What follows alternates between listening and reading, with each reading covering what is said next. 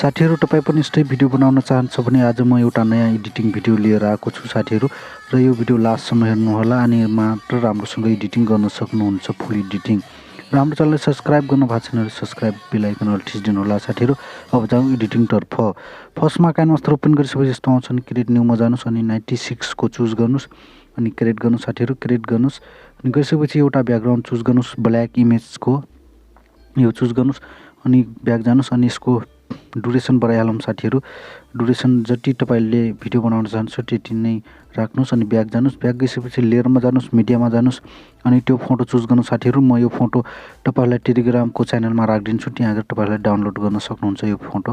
अनि यसलाई ड्युरेसन बढाइसकेपछि साथीहरु अब यसलाई हल्का ठुलो गराउँ साथीहरु अलि राम्रो देखिने गरी हैन।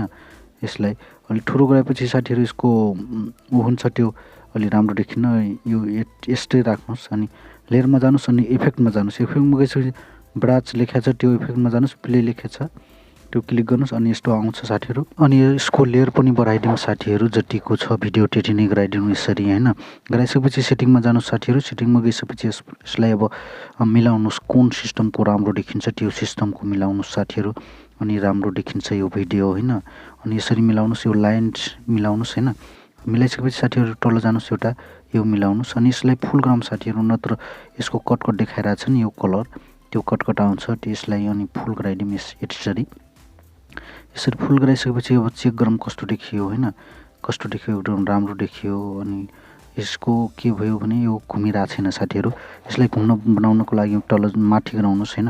माथि गराउनुस् स्पिड देखाइराछ नि यहाँ 13 बनाउनुस् साथीहरु। यसरी 13 बनाउनुस् अनि ओके गर्नुस्। हेर्नुस् अब चेक गरौँ कसरी घुमिरा छ हेर्नुस् एकदम राम्रोसँग घुमिरा छ हेर्नुस् अनि राम्रो भयो भिडियो हैन। अनि एक्सपोर्ट गर्नुस् साथीहरु। यसलाई एक्सपोर्ट गर्नुस् गरिसकेपछि फेरि अब यसलाई ब्याक जाउँ। ब्याक गइसकेपछि साथीहरु के गरौँ भनेपछि यसलाई हैन यता जाउँ। यता गइसकेपछि लेयरमा जानुस् मिडियामा जानुस् अघि नै तपाईले एक्सपोर्ट गरेको भिडियो हैन तपाईले यसमा एड गर्नुस् साथीहरु। यसरी एड गर्नुस् हैन अनि फुल स्क्रिन गराउँ यसलाई हैन।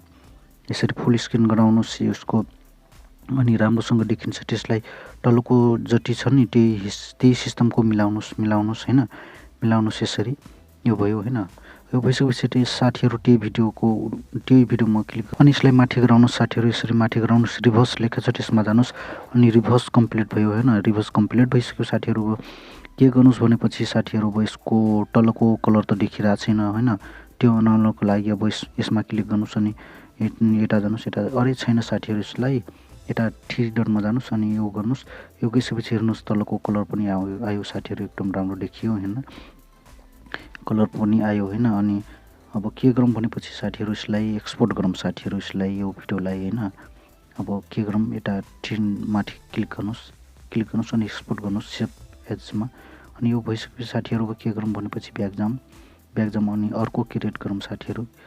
क्रिएट गरौँ अनि 96 को फेरि चुज गर्नुस्। चुज गरिसकेपछि साथीहरु ब्याकग्राउन्ड इमेज चुज गर्नुस्। म त्यही ब्ल्याक ब्याकग्राउन्ड इमेज राख्छु यसरी अनि कट गर्नुस्। कट गरिसकेपछि साथीहरु अब यसलाई मिडियामा जानुस्। मिडियामा गइसकेपछि साथीहरु त्यही अघि नै एक्सपोर्ट गरेको भिडियो ल्याउनुस् हैन। अनि ब्ल्याक इमेजको म ड्युरेसन बढाउँछु साथीहरु। यसरी बढाउनुस् ठुलो गराउनुस् अनि यो फोटोलाई भिडियोलाई हैन माथि गराउँ। माथि गराइसकेपछि अब यसलाई फुल स्क्रिन गराउँ साथीहरु। यसरी हैन यो भइसक्यो। अब यता चेक गरौँ अरे यता कट देखाइराछ साथीहरु हैन। यता मिलेको छैन यता पनि मिलाउनु पर्यो हैन। यसरी मिलाउनुस् मिलिरहेको छैन अलि ठुलो गराउँ यसलाई यो भिडियोलाई ठुलो गराउँ। यसरी ठुलो गराउनुस्। त्यसपछि ब्याकमा जानुस् लेयरमा जानुस् साथीहरु अर्को भिडियो यसमा हाल्नको लागि अनि मिडियामा जानुस् कुन भिडियो हाल्न चाहन्छ त्यो भिडियो सिलेक्ट गर्नुस् साथीहरु। म भिडियो सिलेक्ट गरेर देखाउँछु तपाईहरुलाई हेर्नुस् यो भिडियो सिलेक्ट गरे अनि फुल स्क्रिन गराउनुस्। फुल स्क्रिन गराइसकेपछि अब के गर्नुस् भनेपछि यता जानुस्। म यहाँ राखेर यसको ब्याकग्राउन्ड रिमुभ गर्छु साथीहरु। म्याजिक रिमुभ देखाइराछ त्यसमा जानुस्।